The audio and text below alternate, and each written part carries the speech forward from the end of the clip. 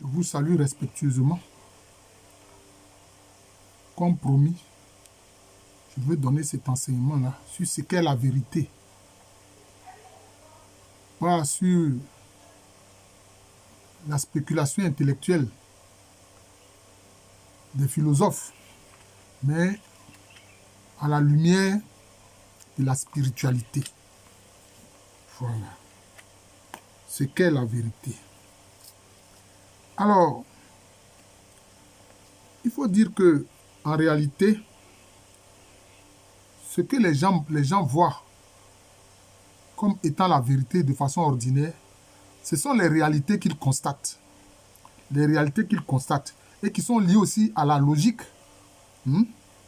Par exemple, il y a les lois des domaines scientifiques. Par exemple, les lois mathématiques, les lois chimiques, les lois biologiques, les lois physiques, notamment la physique ordinaire, la physique générale. Mais en réalité, il s'agit de réalités qui sont relatives, ou si vous voulez, entre guillemets, des vérités qui sont relatives. Vous comprenez? Par exemple, les lois de la physique générale ne sont pas les lois de la mécanique quantique ou bien de la physique quantique. Ce ne sont pas les mêmes lois. Donc, selon les domaines, il y a des lois. Vous voyez? Selon les domaines, il y a des lois. Par exemple, concernant la mécanique quantique ou la physique quantique, il y a ce qu'on appelle l'absence de distance quantique. Il y a l'absence de distance quantique. Vous comprenez? C'est-à-dire que dans la mécanique quantique, en fait, les distances s'annulent. C'est comme, bon, je vais prendre un exemple, les Africains vont comprendre ça plus facilement. Pourquoi est-ce que l'Africain ne veut pas que tu prennes quelque chose de lui qu'il porte comme sa chemise, ou bien sa culotte, ou bien son pantalon, etc., pour t'en aller avec sans son avis et sans sa volonté? Mais parce que si tu vas avec, que tu fais quelque chose sur la chemise ou son habit, ça le touche directement. Vous connaissez le cas de ce qu'on appelle la poupée haïtienne. La personne prend une poupée et puis elle dit, mais la poupée là, c'est telle personne. Il proclame que la poupée là, c'est telle personne. Et quand il pique la poupée avec une aiguille, la personne, même si elle a à 6000 km, automatiquement, elle se sent piquer sur le côté de la poupée où la personne a pointé l'aiguille. C'est ça l'absence de distance quantique. Donc, dans la mécanique quantique, en fait, les distances sont annulées. C'est ce qu'on appelle l'absence de distance quantique. Aussi, il y a la bilocation ou la trilocation. C'est-à-dire qu'une particule peut être à 2 ou 3 endroits différents. Vous comprenez? Ça là, la physique générale ne peut pas comprendre ça. La pensée ordinaire de l'être humain ne peut pas comprendre ça. Comment quelqu'un peut être, une particule peut être à 2 ou 3 endroits différents. Mais on a vu des saints faire cela. Et puis ça, ce n'est même pas lié seulement à des saints chrétiens. Par exemple, le Padre Pio, que j'aime beaucoup, lui, il faisait ça. Ce n'est pas qu'il dort, non.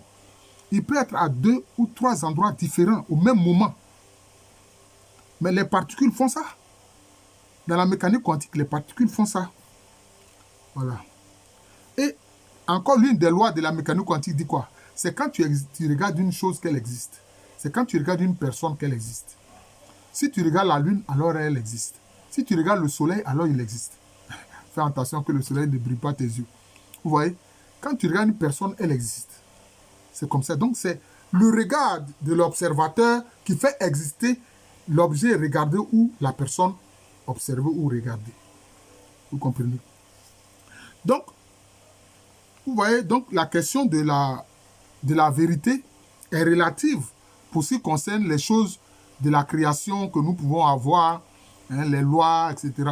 Bon, la loi chimique, l'eau, la formule de l'eau, c'est tout H2O.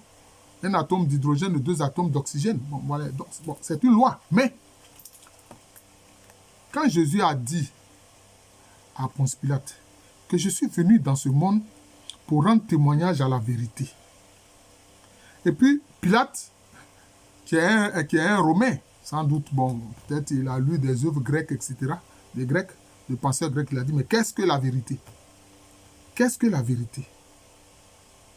Mais en réalité, la vérité, c'est la personne de Dieu lui-même. C'est la personne de Dieu lui-même. Bon, par exemple, dans des religions monothéistes comme aussi l'islam ou le judaïsme, on dit que la vérité, c'est un attribut divin. Mais, pour nous qui sommes du Christ, nous disons non. Que la vérité, c'est Dieu lui-même. Ce n'est pas simplement un attribut divin. C'est comme on a vu le cas de l'amour. Hein? Jean, l'évangéliste, a eu la révélation que l'amour, c'est Dieu lui-même. Dieu est amour.